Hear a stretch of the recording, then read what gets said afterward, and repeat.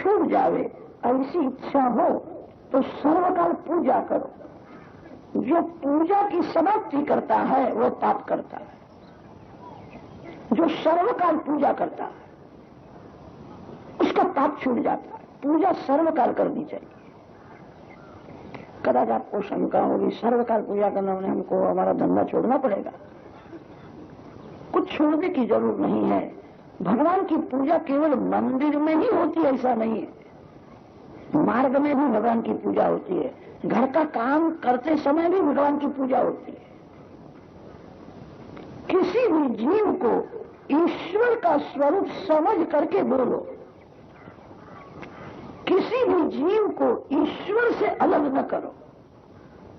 जीव को ईश्वर का स्वरूप समझ करके जो व्यवहार करता है उसका व्यवहार भगवान की पूजा हो जाती है।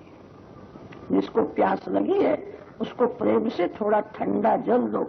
ऐसी भावना करो भगवान इस रूप से जल पीने के लिए आए। मैं भगवान को जल अर्पण करता हूं।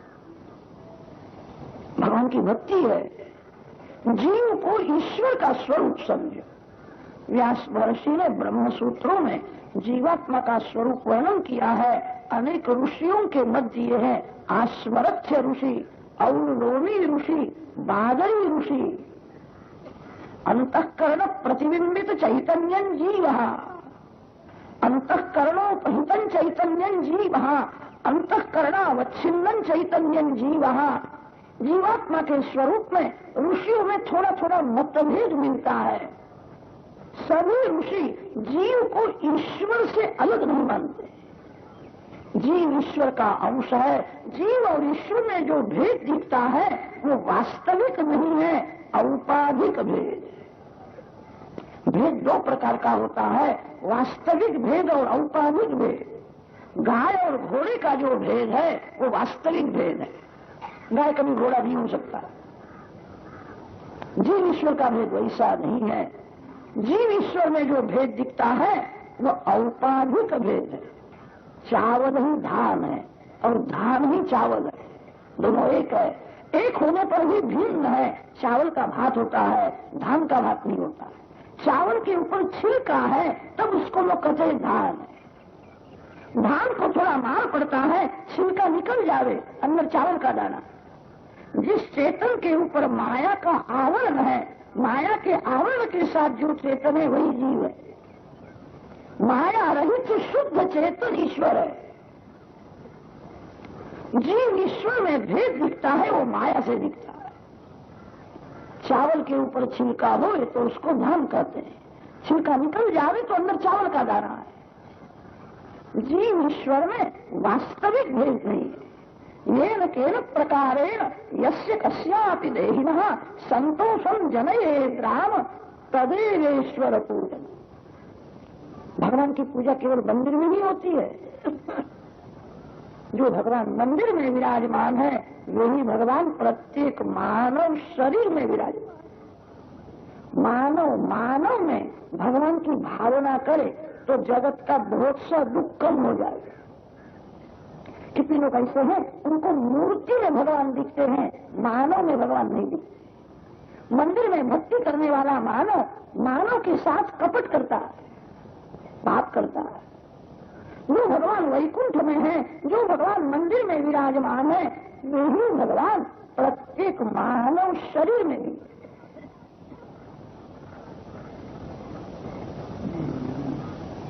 किसी भी जीव को ईश्वर से अलग न करो। जीव को ईश्वर का स्वरूप समझ करके जो व्यवहार करता है वो भगवान की पूजा हो जाती है। भगवान भोजन करने वाले हैं ऐसा समझ करके रसोई करना भक्ति है। घर के लोग भोजन करने वाले हैं ऐसा समझ करके रसोई करे यह व्यवहार है। अपने लिए रसोई बना करके खावे वो पाप है। मोहमन्नम निंदते अप्रचेता सत्यम ब्रवीमि वधैत्स तस्या नार्यमणम पुष्यति नो सखायम पुष्यति केवलाघो भवति केवल आदि केवल अघा भवति। कितनी माताएं ऐसा समझती है मंदिर में जाकर के काम करना भक्ति है, घर का काम करना व्यवहार है। ऐसा नहीं है। घर भगवान का है, घर के मालिक भगवान है। मैं भगवान के घर में रहता हूं। घर के सभी जीव भगवान के अंश है। घर के एक जीव में जो ईश्वर की भावना रखता है, घर का काम करना भी भक्ति हो जाए। कितनी माताएं, उनको रसोई करने में आलस आता है, तो बाजार में से मंगा करके बच्चों को खिला देती। बच्चों की बुद्धि बिगड़ जाती है। रसोई प्रेम से करो, भगवान के लिए करो। भगवान के घर में मैं रहता हूं, घर के मालिक भगवान है, घर के सभी जीव ईश्वर के अंश है। मैं भगवान के लिए करता हूं।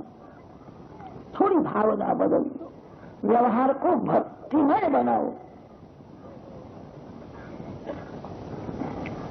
प्रत्येक मानव में भगवान की भावना दृढ़ करो। पृथु महाराज सर्वकाल पूजा करते हैं।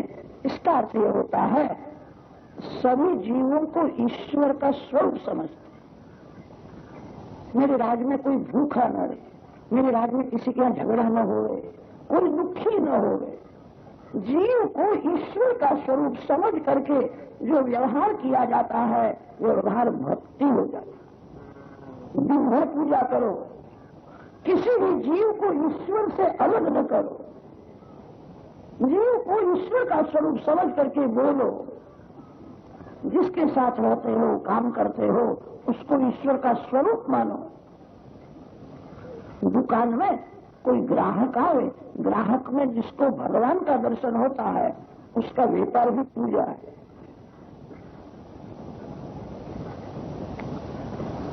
इस दुकान में जो आया है भगवान का अंश है। योग्य नफा तो लेना ही चाहिए। ग्राहक की सरलता का दुरुपयोग करके नफा जब ज्यादा देता है तो व्यापार में पाप आता है। वैश्य को भगवान की आज्ञा है व्यापार करे। ऋषि गोरक्ष वाणिज्यम वैश्य कर्ण स्वभाव। ग्राहक में जो भगवान का दर्शन करता है,